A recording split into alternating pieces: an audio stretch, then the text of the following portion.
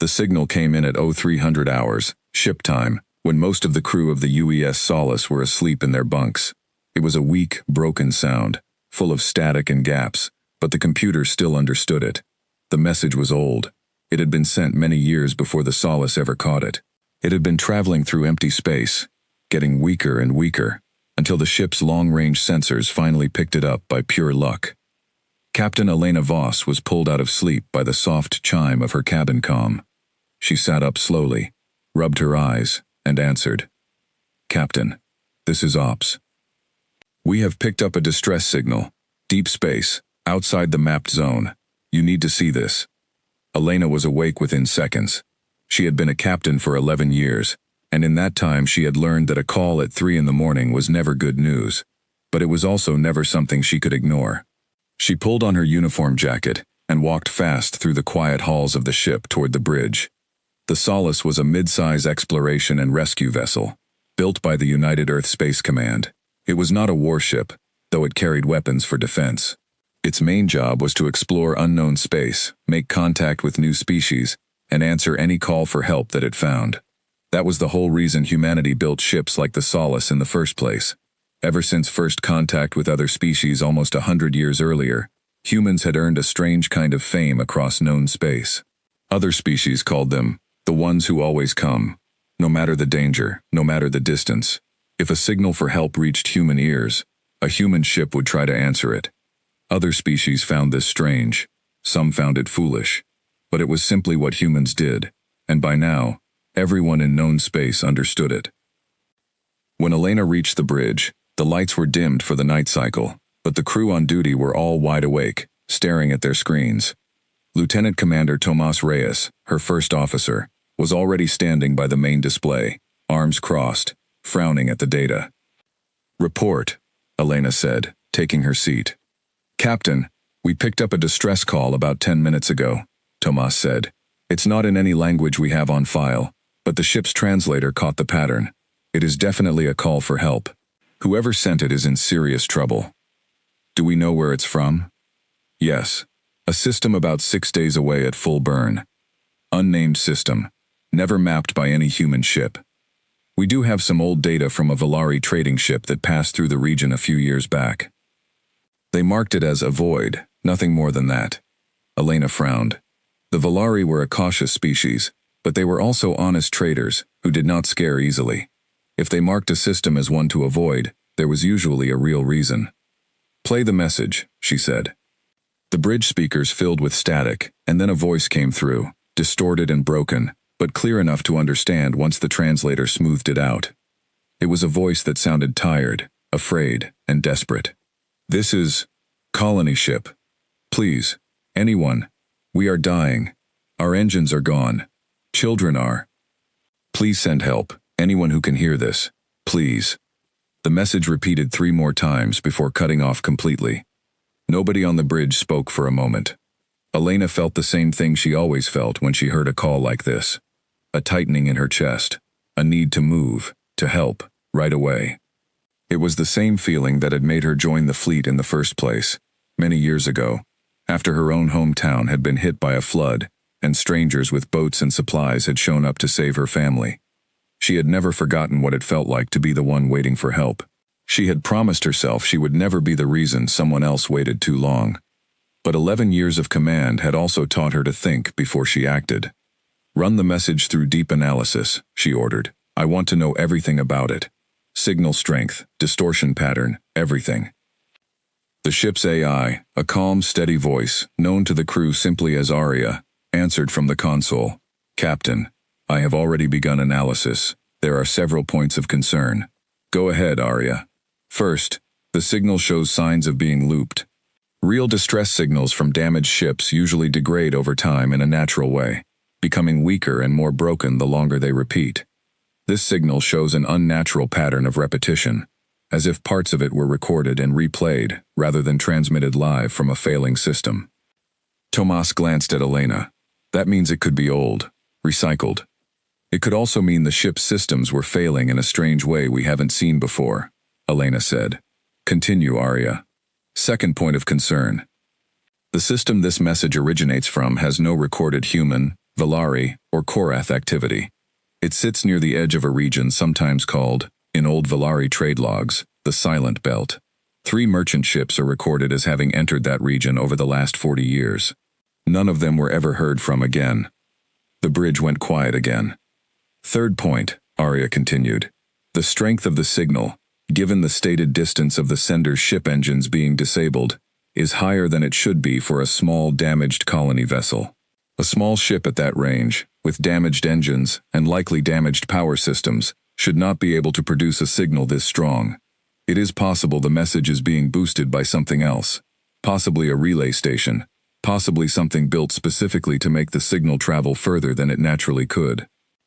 Elena leaned back in her chair. She had suspected something like this the moment she heard the message, but hearing Arya lay it out so clearly made it real. This was very likely a trap. So somebody wants us to come, she said quietly. That is the most likely explanation, Captain, Arya said. Tomas stepped closer to her chair. Elena, you know what I'm going to say. You're going to say we should turn around. I'm going to say we should at least send this up the chain before we do anything. Command needs to know about this. Let them decide. Elena nodded slowly. That was fair. It was the correct procedure, and Tomas was right to push for it. She gave the order, and within the hour, a compressed report was sent back toward the nearest relay station, which would carry it on to Earth Command. But even compressed and boosted, the message would take almost 2 days to arrive, and any reply would take just as long to come back. 4 days, at least, before Command could give an official answer. And the ship in trouble, if it was real, did not have 4 days. Elena sat alone in her ready room later that night, staring at the star map on her desk screen. The unnamed system blinked at her, a small red dot surrounded by empty space. She thought about the message. She thought about the voice, tired and broken, saying the word, children. She thought about the Valari warning. She thought about Arya's analysis. Every piece of data told her the same thing. This was dangerous, and it was probably a trap. But there was one thing none of the data could tell her. It could not tell her for certain that there were no real survivors out there. A trap could still hold real prisoners inside it. A predator could easily lure ships in with a message built from the recorded voice of a real prisoner, someone still alive, still trapped, still suffering, used as bait for others. If that was true, then turning around meant leaving someone to die, or worse, leaving someone alive in the hands of whoever had built this trap. She called Tomas to her ready room. I want your honest opinion, she said when he arrived. Not the official one, your real one. Tomas sat down across from her, and for a moment he didn't answer, just looked at the star map. My real opinion is that it's probably a trap, and going in without more information is a bad idea. My real opinion is also that I know you, Elena, and I know you're not going to be able to sleep at night if there's a chance someone real is out there. You know me too well. 11 years is a long time to serve under the same captain. He smiled, but it didn't last. What's your plan? We don't wait for Command's answer. 4 days is too long. We move toward the system now, but slowly, cautiously. We use the travel time to gather every scrap of information we can. Long-range scans, passive sensors only, nothing that could alert anyone to our approach. If, by the time we reach the edge of the system, everything still points to a trap and we have zero evidence of real survivors, we hold position and wait for Command's answer before going further. Tomas thought about it. That's reasonable. Cautious but still moving. I can support that. And if we find real evidence that someone is alive in there, Elena added, I am not turning this ship around, chain of command or not. I will take full responsibility. Tomas held her gaze for a long moment, then nodded. I figured you'd say that too. The order went out to the crew before dawn, ship time. The Solace changed course, engines burning steady and slow, heading toward the edge of the Silent Belt. Word spread through the ship quickly, as it always did. By breakfast, everyone knew. Some crew members were nervous. A young sensor technician, named Priya Nair, only 2 years out of the academy, admitted to a friend in the mess hall that she hadn't slept at all after hearing about the Valari warning. Others were calm, trusting their captain, trusting the years of training that had prepared them for exactly this kind of decision. Down in engineering, Chief Engineer Marcus Webb ran diagnostics on every system twice over. making sure the engines, shields, and weapons were all in perfect condition. He had served with Elena for 6 years, on 2 different ships, and he had learned that when she made a decision like this, the smartest thing he could do was make sure the ship was ready for whatever came next. "You think it's a trap?" one of his junior engineers asked him as they worked. Marcus didn't look up from the console. "Doesn't matter what I think. Captain's made the call. Our job is to make sure this ship can handle it either way." On the bridge, Arya continued its quiet work, running constant background analysis on every scrap of data the long-range sensors could gather as they moved closer. Small readings came in, one by one. Trace radiation levels that didn't match any known natural source. A faint gravitational anomaly near the edge of the system that could be a large hidden structure, or could be nothing at all. None of it was proof of anything, but all of it added to the same uneasy feeling that had settled over the ship since the signal first came in. Elena spent much of those first 2 days in her ready room, reviewing every piece of data as it came in, and reading through old reports from other captains who had dealt with similar situations in the past.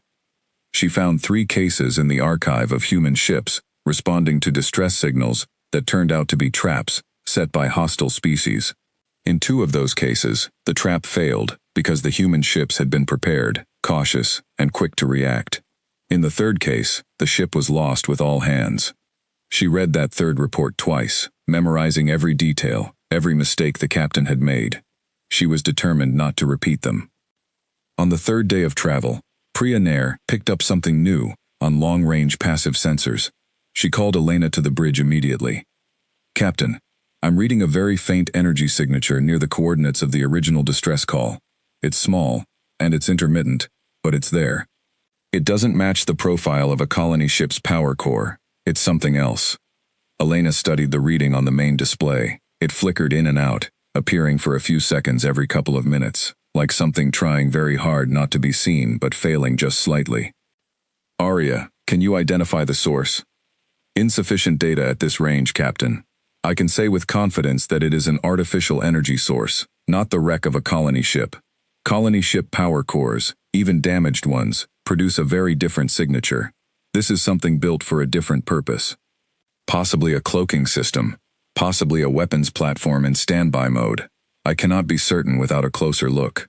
The bridge crew exchanged glances. This was the first hard piece of evidence that something artificial, something built by someone, was waiting out there in that system. It fit with everything they already suspected. It was almost certainly the trap revealing a small piece of itself. Elena felt her stomach tighten, but her voice stayed calm and steady, the way it always did on the bridge, no matter what she felt inside. "Understood. Continue passive scanning. Do not increase our sensor output. I don't want whatever that is to know we're looking at it." "Yes, Captain." That night, Elena stood alone at the observation window near the back of the ship, looking out at the stars. Tomas found her there an hour later. "Command's reply came in," he said, holding a data pad. "They received our first report. They're telling us to hold position at the edge of the system and wait for a full response, along with backup ships, which could take another 5 to 7 days to arrive." Elena took the pad and read the message herself. It was careful, official language, the kind Command always used, but the meaning was clear.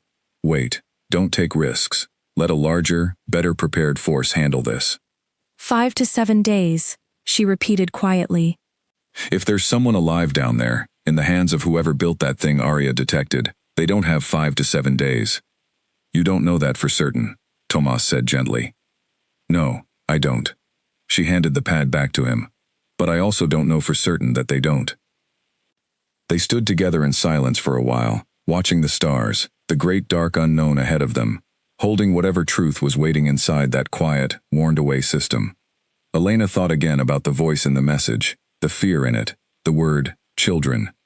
She thought about the flood, so many years ago, and the strangers who had come for her family when they had nothing left to give in return. "I'm taking us in," she said finally. "Slow, careful. Sensors passive the whole way. We stop the moment we have real proof either way. But I am not sitting here for a week while someone out there waits for help that might never come." Tomas looked at her for a long moment, and then he nodded, the way he always did once her mind was made up. "Then let's go do this the smart way. Careful, prepared, and together."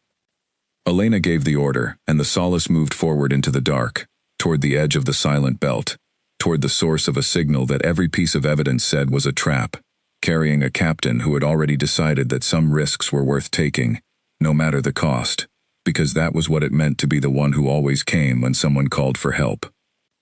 Behind them, far across the stars, Earth Command's warning still echoed unanswered, and ahead of them, hidden in the dark, something was waiting. The Solace moved through the dark at a careful, steady pace, engines burning low, so as not to throw off a bright trail that could be seen from far away.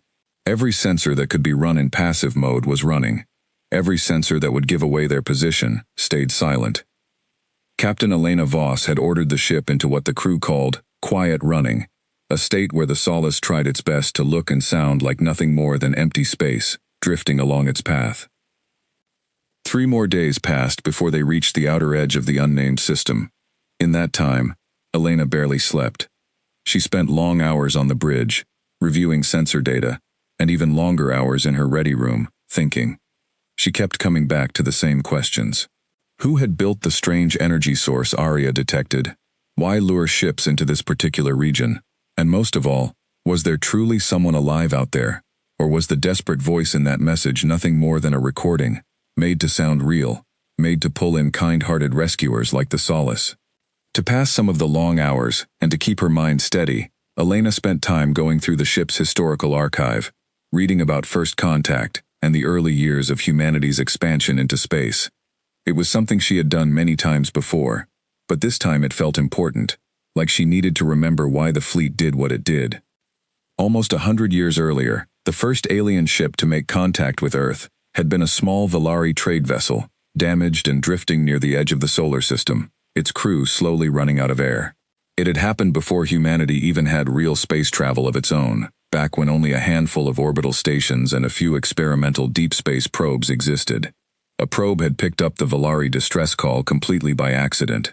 There had been no way for any human ship to reach them in time. All humanity could do was relay the message forward, hoping some other species might hear it and respond before it was too late. By pure chance, another species, the Korath, picked up the relayed signal and sent a rescue ship. They saved the Valari crew. But what stunned everyone across known space at the time was not the rescue itself.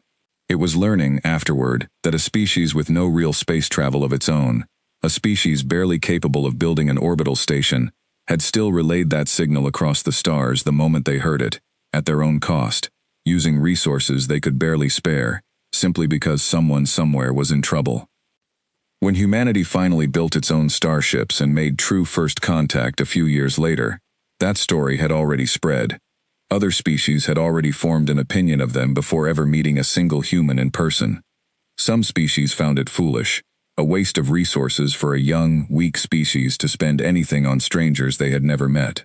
But many others found it remarkable, even moving, and it opened doors for humanity that might otherwise have stayed closed for 100 more years. Elena's grandmother used to tell her that story when she was a child, back before Elena had ever dreamed of joining the fleet. Her grandmother would always end it the same way. We were nothing back then. No ships, no army, no power at all. And still, when someone called for help, we answered. That is who we are, and that is who we should always try to be. Elena thought of those words often. She thought of them now, staring out at the dark edge of the silent belt, knowing that somewhere ahead, a trap was waiting for her, and knowing that she was going to walk into it anyway, because that was still who humanity tried to be, even when it was dangerous. On the 4th day of quiet running, Priya Nair called the captain to the bridge again. This time her voice was tight with excitement. Captain, I found something. Passive sensors just picked up wreckage. Real wreckage, not a false signal. It matches the profile of a colony ship, badly damaged, drifting near the coordinates of the original distress call. Elena moved quickly to the sensor station and looked at the readings herself. There it was, the broken outline of a mid-size vessel, its hull torn open in several places, drifting slowly through the dark. No active engines, no active power core. Life signs? She asked. Working on it now, Captain. At this range it's difficult, but wait. Priya's fingers moved fast across her console. I'm reading something. Faint, but it's there. Biological signatures. Small clusters, moving very little. It could be survivors in a sealed section of the ship, or it could be nothing more than residual heat signatures from bodies that are no longer alive. I can't tell for certain from here. The bridge went very quiet. Tomas stepped up beside Elena, staring at the same readings. If it's real, he said quietly, there could be people alive over there. If it's real, Elena repeated. Arya, what's your assessment? Captain, the wreckage itself appears genuine. Sensor scans show damage consistent with a real accident or attack, not a staged prop. However, I must note that this does not rule out the possibility of a trap.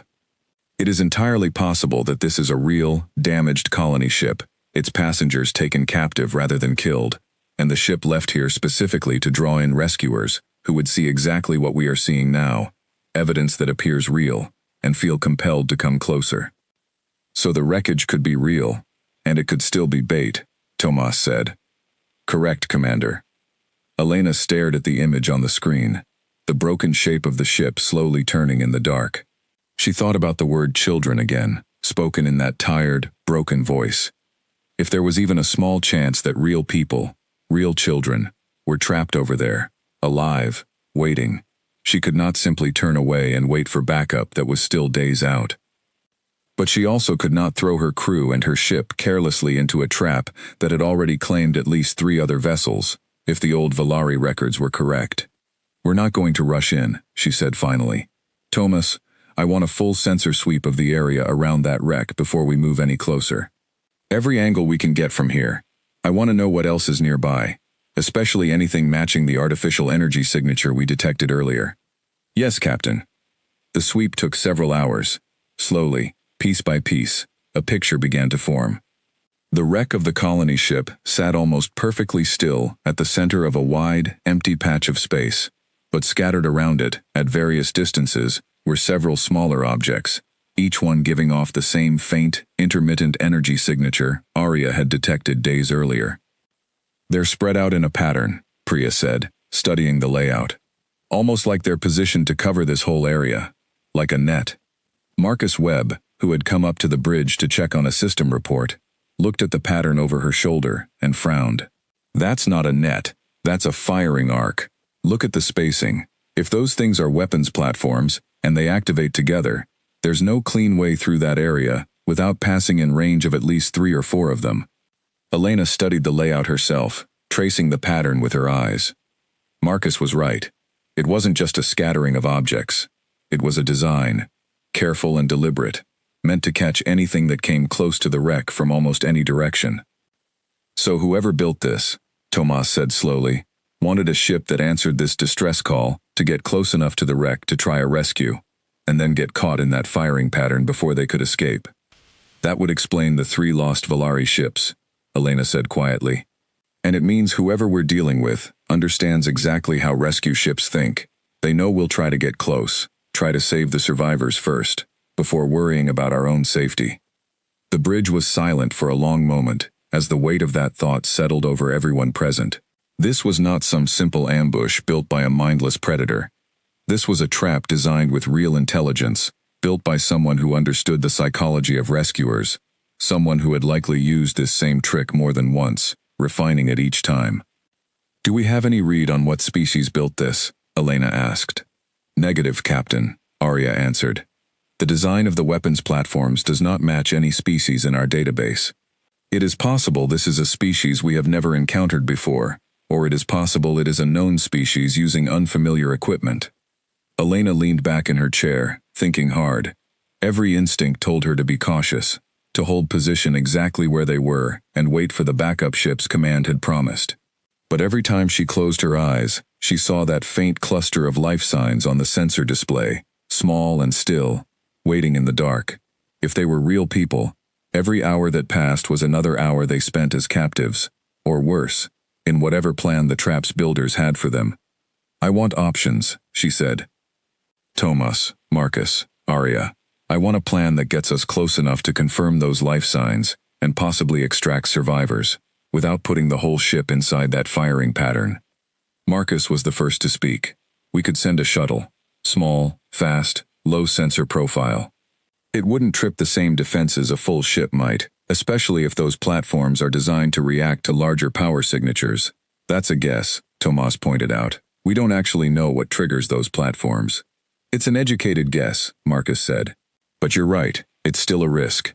Arya, can you model the firing pattern based on the platform spacing? Give me an estimate of which approach vectors would keep a small craft outside the widest range of exposure. Working on it now, Captain. A pause. I have a possible route.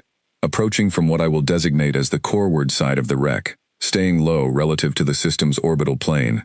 A small craft could reach the wreck while remaining outside direct line of sight from at least 5 of the 7 detected platforms. The remaining 2 platforms would still have partial exposure, but at a much longer range, which may reduce the danger. May reduce, Tomas repeated, not eliminate. Correct, Commander. I cannot guarantee safety. I can only calculate probability, and based on available data, this route offers the best chance of a safe approach and retreat. Elena studied the projected path on the main display, a thin, curving line weaving carefully between the marked positions of the hidden platforms. It was risky. Any small mistake, any unexpected reaction from the trap's builders, could turn a rescue shuttle into an easy target. But it was also the best option they had, and it kept the full ship, and the majority of the crew, out of the most dangerous part of the firing pattern. Send the sweep results and the proposed route to command, she said. Log it as our intended course of action. I want it on record, in case anything happens to us, so command knows exactly what we tried and why. Tomas hesitated. Elena, sending a shuttle in alone, with a skeleton crew, into a trap built specifically to catch rescuers. That's exactly the kind of thing that gets people killed. I know. Then let me lead it. Elena turned to look at him. No, I need you here, in command of the ship, in case something happens to the shuttle. If this goes wrong, someone capable needs to be ready to make the hard calls, and that has to be you. And if it goes wrong for you... Elena was quiet for a moment. Then you get this ship and this crew home safe. That's an order, Tomas, not a request. He didn't like it. She could see that clearly in his face. But he also understood, the way he always did, that arguing further would not change her mind. 11 years of serving together had taught him exactly when to push and when to accept. Who do you want on the shuttle team? He asked instead. Elena thought about it carefully. She would need a skilled pilot, someone steady under pressure. She would need someone who could read sensor data quickly and accurately, to help navigate the narrow safe path Arya had calculated. And she would need someone prepared for the possibility of injured or frightened survivors needing immediate medical help. Lieutenant Osei on the shuttle controls, she said. He's the best pilot on this ship, and he's flown tighter courses than this before. Dr. Raina Malik for medical support. And Priya, I want you on sensors, live, feeding us real-time data as we get closer. Priya's eyes widened slightly, a mix of nerves and determination crossing her face. Yes, Captain. And me, Elena finished. I'm leading this one myself. Tomas opened his mouth to argue again, then closed it, letting out a slow breath instead. Of course you are. Preparations moved quickly after that. The shuttle, a small vessel called the Ember, was checked and rechecked by Marcus's engineering team. Every system tested twice for reliability. Weapons were kept minimal but functional, enough for defense, not enough to slow the shuttle down, or increase its sensor profile too much. Dr. Malik packed emergency medical supplies, preparing for injuries ranging from minor to severe, uncertain what condition any survivors might be in, after however long they had been trapped out here. Elena spent a quiet hour before departure, speaking with the rest of the bridge crew, going over contingency plans with Tomas in detail. If the shuttle did not return within a set time, or if it sent a specific distress code, Tomas was to assume the worst and begin an immediate, careful retreat with the Solace, informing command of everything that had happened, and waiting for the promised backup before attempting anything further. I don't like this plan, Tomas admitted quietly, as the final checks were being completed. I know, Elena said. I don't love it either, but I keep thinking about that message. If there's even a chance someone is alive out there, waiting, scared, thinking nobody is coming. I have to try. Tomas nodded slowly, the tension in his shoulders not fully leaving, but something like understanding settling into his eyes. Just come back, Elena. All of you. That's the plan, she said, offering him a small, tired smile. A short while later, Elena stood in the shuttle bay, watching as Lieutenant Osei ran through his final pre-flight checks, calm and focused despite the danger ahead. Dr. Malik double-checked her medical kit one more time. Priya sat at the sensor console built into the Ember, her earlier nervousness replaced now by quiet concentration. Elena took one last look back at the Solace's shuttle bay doors before stepping fully aboard the Ember, thinking of her grandmother's old story, of a young, weak species relaying a distress call across the stars, simply because someone needed help. She thought of the strangers who had once come for her own family after the flood, appearing when there had seemed to be no reason for anyone to come at all. "Let's bring them home," she said quietly, and the shuttle bay doors began to close behind her. Moments later, the Ember detached from the Solace, drifting silently out into the dark, small and alone, against the vast emptiness of space, heading carefully along the narrow path Arya had calculated, straight toward the broken wreck and the hidden trap waiting somewhere beyond it. The Ember moved slowly through the dark, following the narrow path Arya had calculated, weaving carefully between the wide, invisible danger zones marked by the hidden weapons platforms. Lieutenant Osei kept his hands steady on the controls, making small adjustments every few minutes, as Priya read out updated sensor data from her console. "Coming up on the edge of the safe corridor," Priya said quietly. "We're about 3 minutes from visual range of the wreck." Elena stood behind the pilot's seat, watching the black emptiness ahead through the front viewport. Nothing was visible yet except stars, but she could feel the tension building in the small cabin, the kind of quiet, focused fear that came right before real danger. "Any change in the platform signatures?" she asked. "No change, Captain," Priya answered. "Still faint, still intermittent. Whatever they are, they don't seem to know we're here yet." "Let's keep it that way," Elena said. The minutes passed slowly. Dr. Malik sat near the back of the shuttle, her medical kit open and ready beside her, saying little, her eyes fixed on a small screen showing a rough estimate of the biological signatures still detected near the wreck. The readings flickered in and out, faint and uncertain, giving no clear answer to the question that mattered most. Were there truly people alive over there, or not? "There," Osei said suddenly, nodding toward the front viewport. Ahead of them, faint against the darkness, the broken shape of the colony ship came into view. It was larger than Elena had expected from the sensor readings alone, a long vessel clearly built to carry many families across the stars, now torn open along one side, its hull plating peeled back like the skin of some great wounded animal. No lights showed anywhere along its length. No engines glowed. It hung silently in space, turning with a slow, sad kind of motion, as if it had simply given up long ago.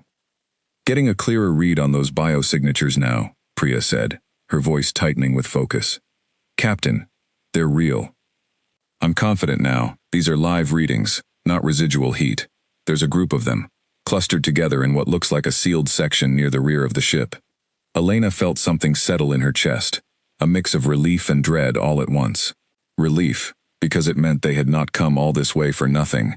Dread, because it meant real people, possibly real children, had been trapped out here, in the freezing dark, for who knew how long. "How many?" she asked. "Hard to say exactly.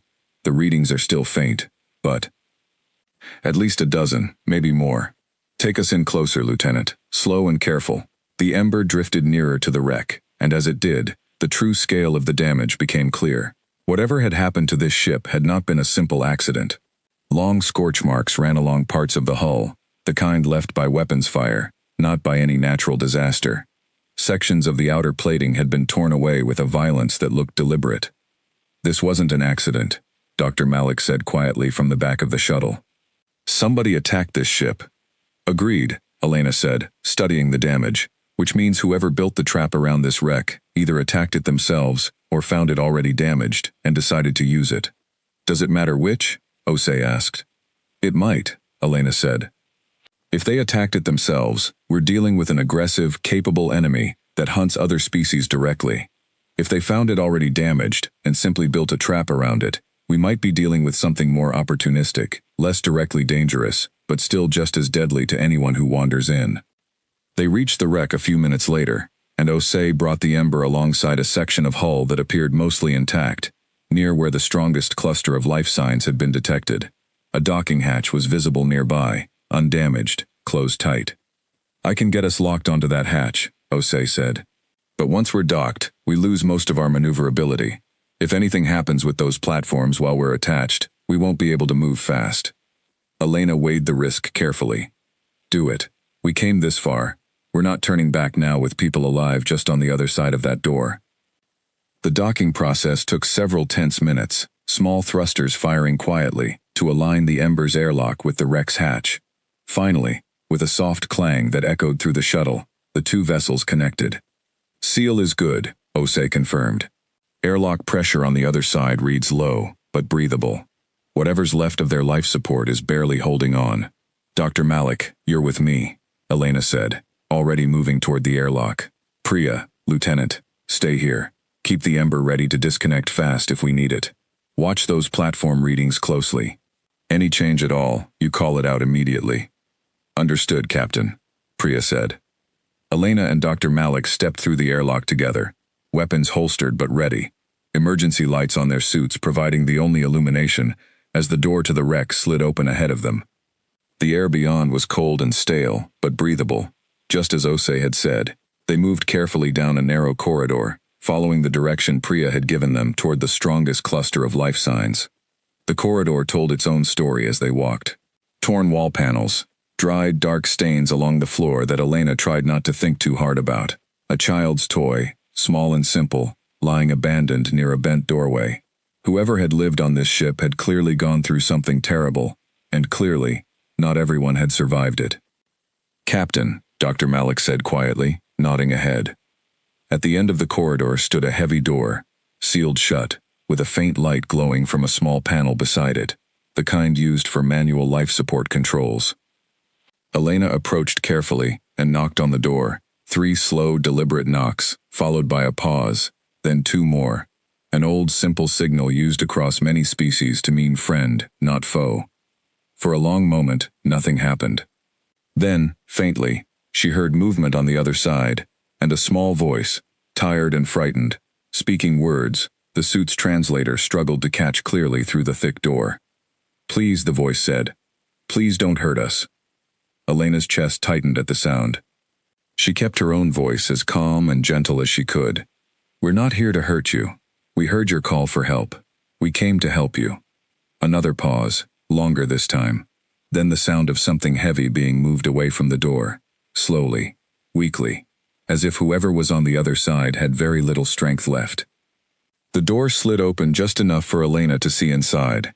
The sealed room held perhaps 15 people, huddled together for warmth, wrapped in whatever blankets and clothing they had been able to gather. They were a species Elena did not recognize, tall and slender, with pale grayish skin and large dark eyes that seemed built for dim light. Several of them were clearly children, small versions of the adults, clinging close to the older members of the group. All of them looked exhausted, thin, and afraid. An older member of the group stepped forward slightly, standing between the newcomers and the rest, protective even in his weakened state. He studied Elena and Dr. Malik carefully, his large eyes moving over their unfamiliar uniforms and equipment. You came, he said finally, disbelief clear in his tired voice. We sent that message so long ago. We thought no one was coming. We heard it, Elena said gently. It took time to reach us, and time for us to get here safely, but we came. My name is Elena Voss. I'm the captain of a ship called the Solace. We're here to help you. The old man's legs seemed to weaken, and Dr. Malik moved forward quickly to help steady him, guiding him to sit down as she began a quick medical check. I am Cyril, he said, his voice trembling slightly. I was the ship's engineer, once, before. He looked around at the small group huddled behind him. These are the last of us. We were a colony ship, carrying families to a new home. We were attacked, without warning, by a species we had never seen before. They took most of our people. The rest of us hid here, sealed this section, and prayed someone would hear our call before they came back for the rest of us, or before our air ran out. Elena felt a cold weight settle in her stomach. Taken, not simply attacked and left to die, but taken, likely as prisoners, likely for whatever cruel purpose lay behind this entire trap. How long have you been sealed in here? She asked. Cyril thought for a moment, his exhausted mind clearly struggling with the passage of time. Many days. I stopped counting after a while. Our supplies are almost gone. Our air recycler is failing. He looked up at her, desperate hope shining through his exhaustion. Please, there are children here. Can you get us out? Yes, Elena said firmly, even as her mind raced through the danger still waiting outside. The hidden weapons platforms scattered around the wreck, the very real possibility that moving 15 people back through that dangerous space would trigger the trap they had worked so hard to avoid. We're going to get you out, all of you. She stepped back slightly and activated her comm, speaking quietly to Ose and Priya back on the shuttle. We've found survivors, 15, including children. I need you to prep the Ember for immediate extraction, and I need an update on those platform readings. Platforms still show no active change, Captain. Priya's voice came back, tense but steady. But Captain, the Ember can't carry 15 extra people safely, not with the 4 of us already aboard. It's not built for that kind of load. Elena closed her eyes briefly, doing the math in her head. Priya was right. The small shuttle had been built for a crew of 6 at most, and stretching it to carry 19 people, several of them children, through a dangerous, narrow, safe corridor back to the Solace, was far beyond what it had ever been designed to do. We'll make it work, she said, though she wasn't entirely certain how, yet. Start clearing space, strip out anything non-essential. We're bringing everyone. She turned back to Cyril, and the frightened group behind him. It's going to be a tight fit, and the trip back to our ship will be uncomfortable, but we are getting every single one of you out of here. I promise you that. Cyril looked at her for a long moment, his large dark eyes searching her face, as if trying to understand how a stranger from an unknown species could care this much about people he had never met before. Whatever he saw there seemed to convince him, because slowly, carefully, he nodded. Thank you, he said quietly. We had heard stories, whispers passed between traders, about a species that always answers a call for help, no matter the danger. We did not truly believe it, not until now. Elena managed a small, tired smile. Believe it. Now let's get your people moving. We don't have much time before whoever attacked you might come back. As the survivors began slowly gathering what little they had left, helping the weakest among them to stand, Elena stepped a short distance away and opened a private channel back to the Solace, her voice low and urgent. Tomas, we found them. Real survivors. 15 of them, including children. We're bringing them back, but it's going to be tight. And it's going to be slow moving through that safe corridor with this many people. I need you ready to move the moment we're clear, in case anything goes wrong. Tomas's voice came back immediately, sharp with focus. Understood, Captain. We'll be ready. Be careful, Elena.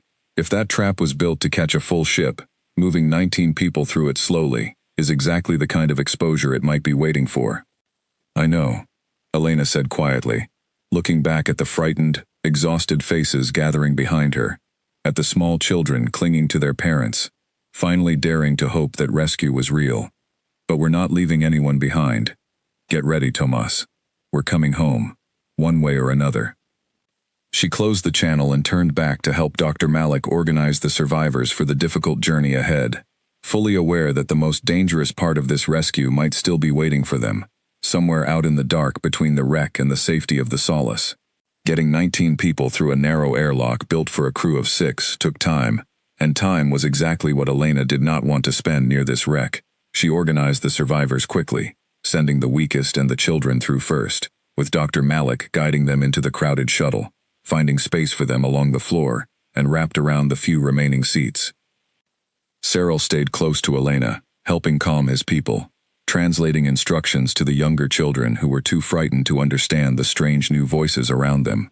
It will be all right, he told them softly, again and again, though Elena could hear the exhaustion still shaking beneath his own words. Captain, Priya's voice came sharply over the comm as the last few survivors were being loaded aboard. I'm reading a change. One of the platform signatures just spiked, then dropped again. It might be nothing, some kind of automatic cycle, but it might also mean something detected us. Elena felt her heart rate pick up, though her voice stayed level. Copy that. How many are aboard now? All 19, Dr. Malik called from inside the shuttle. It's tight, but everyone's in. Then we move, now. Elena climbed through the airlock last, sealing it quickly behind her, and made her way to the front of the crowded cabin, where Osei was already running through undocking procedures. The Ember shuddered slightly as it disconnected from the wreck, drifting free into open space once more. "Take us back along the same corridor," Elena said, slow and careful, just like coming in. "Copy, Captain." Osei's hands moved steadily over the controls, guiding the overloaded shuttle back along the narrow, safe path Arya had calculated days earlier. For the first several minutes, everything seemed calm. The platform readings on Priya's console stayed quiet, faint and intermittent just as they had been the whole time. Elena allowed herself a small breath of relief, glancing back at the crowded cabin behind her, at Sorel's people huddled together, some of the children already beginning to relax slightly now that they were moving away from the wreck that had been their prison. Then everything changed at once. "Captain, multiple platform signatures just went active." Priya's voice cracked with sudden alarm. "All of them, at the same time. They know we're here." The calm of the cabin shattered instantly. Somewhere behind Elena, one of the children began to cry, and several of the adults pulled their families closer, old fear returning to their exhausted faces. "Osei, get us moving.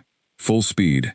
Best evasive course you can manage," Elena ordered, gripping the back of the pilot's seat as the shuttle lurched forward with sudden acceleration. "Trying, Captain, but this thing's not built for combat maneuvers, especially not this overloaded."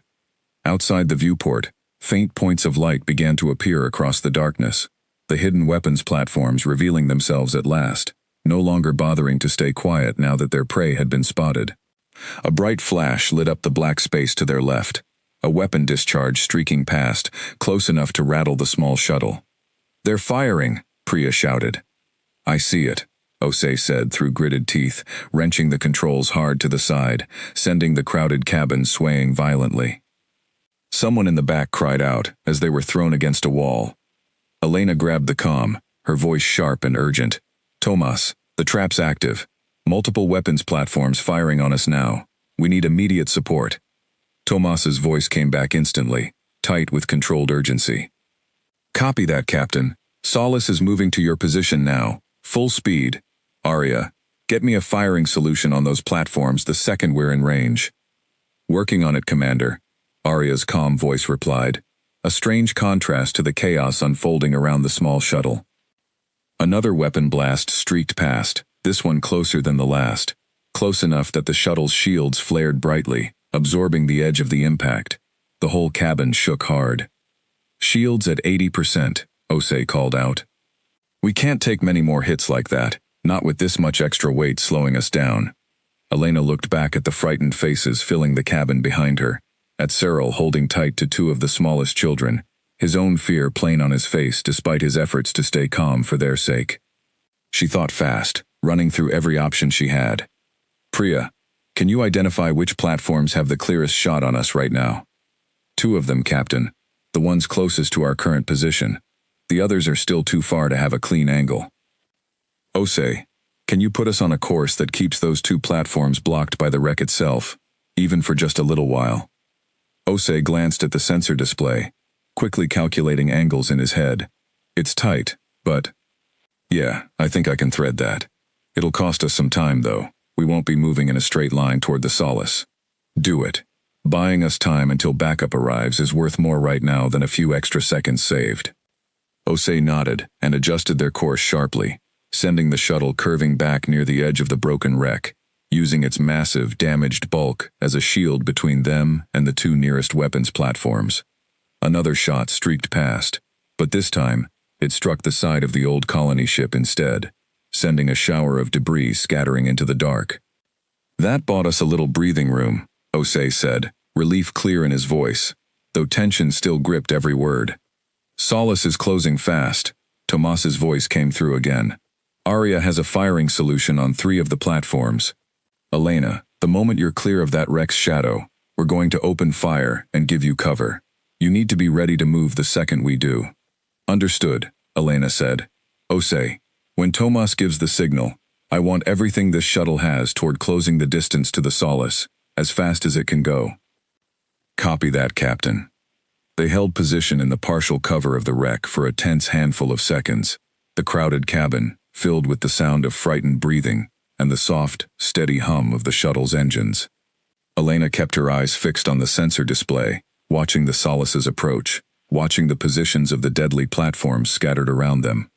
"Solace in firing range," Arya announced. "Commander Reyes, ready when you are." "Fire," Tomas ordered. The Solace's weapons lit up the darkness, streaks of energy lancing out toward the three nearest platforms. Two of the shots struck true, one platform erupting in a silent flash of destroyed metal, the other crippled and drifting, its weapon fire falling silent. The third shot missed, but it forced the remaining platform to shift position, breaking its clean line of sight on the fleeing shuttle. "Now, Osei!" Elena shouted. Osei gunned the engines, and the little shuttle burst out from behind the cover of the wreck, streaking hard toward the approaching Solace. Weapon fire from the remaining active platforms chased after them, bright flashes lighting the darkness on either side, but Osei's skilled hands kept the shuttle weaving just enough to avoid a direct hit, while the Solace's own return fire kept the platforms too busy defending themselves to aim carefully. 50 meters to docking range, Priya called out, her voice tight with focus. 30, 20. The shuttle bay doors of the Solace opened wide ahead of them, a welcome sight after the chaos of the last several minutes. Osei brought the Ember in hard and fast, landing with a rough but controlled impact inside the bay, the doors sealing shut behind them almost instantly. For a moment, nobody moved. The cabin was filled with the ragged sound of everyone catching their breath, survivors and rescuers alike, hearts still pounding from the danger they had just escaped. Elena was the first to move, quickly checking on the survivors crowded around her. "Is everyone all right? Anyone hurt?" There were bruises and scrapes from being thrown around during the sharp evasive maneuvers, and a great deal of fear still lingering in every face. But incredibly, no serious injuries. Dr. Malik moved quickly through the cabin, checking each person carefully, confirming what Elena's first look had suggested. Everyone had made it out alive. "We're clear." Tomas's voice came over the comm, relief evident even through the professional tone. "Solace has broken contact with the remaining platforms and is moving us out of engagement range. Good flying out there, Captain." "Good shooting in here," Elena replied, allowing herself a small, tired smile as she helped one of the frightened children to her feet. "Thank you, Tomas." But even as relief spread through the shuttle bay, and as the crew began helping the exhausted survivors out of the crowded Ember toward the ship's medical bay, Elena's mind was already turning toward the questions still unanswered. They had escaped the trap, but they had not destroyed it, not fully understood it, and they still had no idea who had built it, or why, or whether the enemy who had attacked Cyril's colony ship might already know that their trap had failed and their prisoners had been rescued. As she stepped off the Ember and onto the familiar deck of the Solace, Elena looked back one last time through the closing shuttle bay doors, out toward the dark, dangerous space they had just escaped. Somewhere out there, whoever had built that trap, whoever had attacked an innocent colony ship and taken most of its people captive, was still out there too. And now, they knew that a human ship had come looking, had found survivors, and had gotten away. "Tomas," she said, turning toward the bridge, "get me a full status report, and get command back on the line. We need to tell them everything we just found, and we need to be ready, because I don't think this is over yet." Behind her, in the ship's growing medical bay, Cyril sat wrapped in a warm blanket, holding the hand of one of the frightened children beside him, finally allowing himself to believe that they were truly safe, at least for now, thanks to a captain and a crew who had answered a call for help despite every warning that it might be a trap. But far out in the dark, past the edge of the silent belt, something was beginning to stir in response to what had just happened. Something that would not simply let its carefully built trap and its escaped captives be forgotten so easily. The Solace pulled back from the edge of the silent belt at a careful, steady pace, putting distance between itself and the remaining active weapons platforms, while still staying close enough to keep watch on the area. In the medical bay, Dr. Malik and her small team worked through the night, treating the exhausted, malnourished survivors, giving them warm food, clean water, and the first real rest many of them had known in a long time. On the bridge, Elena sat going over the full sensor data gathered during the rescue, piecing together everything they now knew. Tomas stood beside her, arms crossed, studying the same information. "Arya," Elena said, "give me your full assessment. Everything we've learned about who did this. Based on the damage patterns to the colony ship, the design and placement of the weapons platforms, and the tactics displayed during the engagement, I can offer a partial profile, Arya replied. The attackers likely possess ship-to-ship weapons technology roughly equal to our own, combined with a clear understanding of rescue psychology, suggesting either significant experience using this exact trap before, or detailed intelligence gathered on how other species respond to distress signals. Which means this probably isn't the first time they've done this, Tomas said grimly. That would be consistent with the old Valari warning about this region, and the 3 lost trading ships, Arya confirmed. It is possible this trap, or others like it, have been used repeatedly over a period of years. Elena leaned back in her chair, thinking hard. So somewhere out there could be more captives, more people like Cyril's family, taken from other ships, other traps, over who knows how long. That is a real possibility, Captain. The thought sat heavy in the room. Tomas rubbed a hand across his face, clearly turning the same idea over in his mind. If that's true, this is bigger than just one rescue. This could be an entire operation, capturing people from multiple species over years, using fake distress calls to lure in exactly the kind of ship that would come running to help. Which is exactly why we need to figure out who is doing this, and stop it, Elena said firmly. Not just for Cyril's people, but for whoever else might still be out there, waiting. A soft chime interrupted them, and Arya's voice took on a slightly different tone. Captain, incoming transmission. It is not from Earth Command. The signal origin is unknown, but it is coming from within the Silent Belt system, close to our previous position. Elena and Tomas exchanged a sharp look. Put it through, Elena said. The bridge speakers crackled, and a new voice came through, cold and precise, clearly not the same tired, desperate voice from the original distress call. This voice was calm, almost amused, speaking in a language the translator took a moment longer than usual to process. Small ship, the voice said. You took something that belongs to us. That was a mistake. Elena stood up slowly, her voice steady, despite the chill the words sent through her. Those people don't belong to anyone. We rescued innocent survivors from an attack you clearly carried out. If you have a problem with that, you can explain yourself to Earth Command. A short pause followed, filled only with faint static. Then the voice returned, still calm, but with a harder edge beneath it now. You do not understand what you have interfered with. This region belongs to the Kale Dominion. We have harvested useful captives from this trap for many cycles, undisturbed, until your kind arrived. Return what you have taken, or we will consider this an act of war against the Dominion, and you will not enjoy what follows. Tomas's jaw tightened. They're threatening us. I heard, Elena said quietly. She thought fast, weighing her next words carefully. This was no longer just a rescue mission. It had become a first contact situation with a hostile, previously unknown power, one that had apparently been operating undetected in this region for years, preying on ships that answered distress calls exactly like the one that had brought the Solace here. This is Captain Elena Voss, of the United Earth ship Solace, she said, her voice clear and firm, carrying across the open channel. We answered a genuine call for help from people you attacked and enslaved. We are not returning them to you. If the Kale Dominion considers rescuing innocent captives an act of war, then you should know that humanity, and our allies, do not respond well to threats made against the vulnerable. Another pause, longer this time, as if the voice on the other end had not expected such a direct response. You are a single, small ship, far from your own space. Reinforcements will not save you in time. Maybe not, Elena admitted, glancing briefly at Tomas, who gave her a small, steady nod of support. But every word of this conversation is being recorded and is already being transmitted back to my superiors, along with full sensor data on your weapons platforms, your tactics, and now, direct evidence of a threat made against a human vessel by a previously unknown hostile power. Whatever happens to us, the truth about what you've been doing out here does not stay hidden any longer. Other species will know. Other captains will know to avoid your traps, and eventually, someone stronger than us will come looking for you, with far less patience than we've shown. The silence that followed stretched long enough that Elena began to wonder if the channel had been cut entirely. Finally, the voice spoke again, cold fury barely restrained beneath its calm tone. You have made a costly choice today, Captain Voss. The Dominion does not forget. The channel went dead. For a long moment, nobody on the bridge spoke.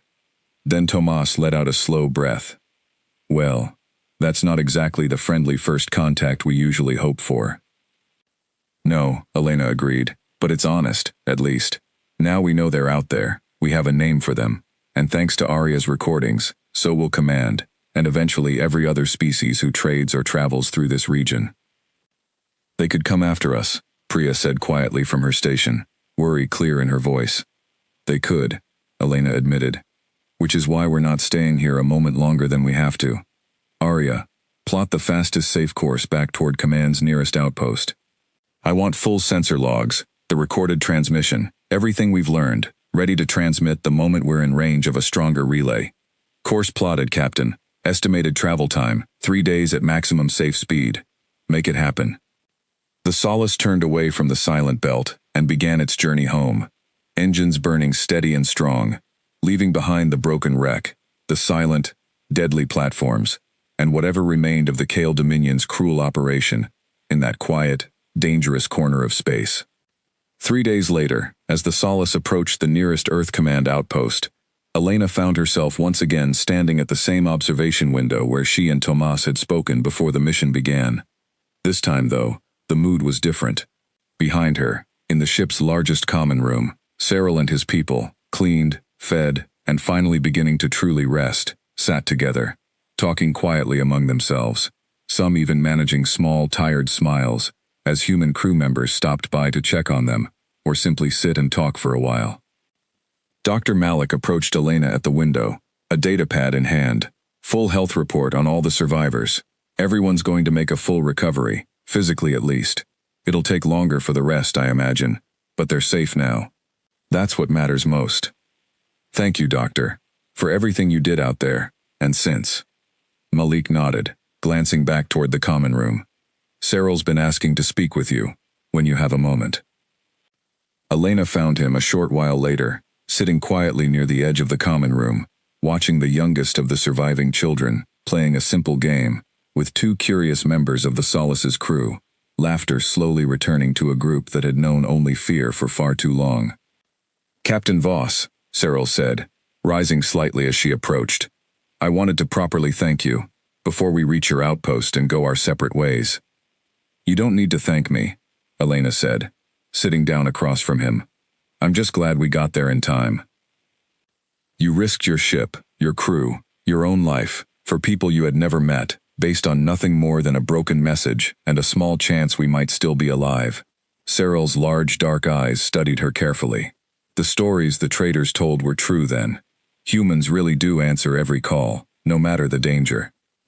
Elena thought for a moment before answering, remembering her grandmother's old story, remembering the strangers who had once come for her family with nothing to gain for themselves. Not every human agrees with that way of doing things. It costs us a lot, sometimes. We've lost ships, lost people, answering calls that turned out to be traps just like this one. She paused, looking toward the children playing nearby. But I think, in the end, most of us would rather take that risk than be the kind of people who hear someone crying for help and simply choose not to listen. Cyril was quiet for a long moment, watching the children as well. The Dominion has likely used that same trap on others before us, perhaps for a long time. I wonder how many were never found, never rescued.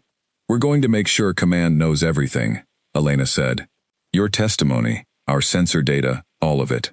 Other species will be warned about the Silent Belt, and with enough evidence gathered, eventually someone will be able to move against the Dominion directly, and put a stop to what they've been doing out there.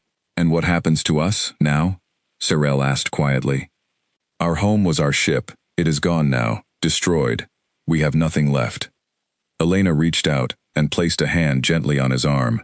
Earth Command has resettlement programs for refugees from situations like this. You and your people will have support, a place to start again, for as long as you need it. Nobody's going to just leave you to figure this out alone.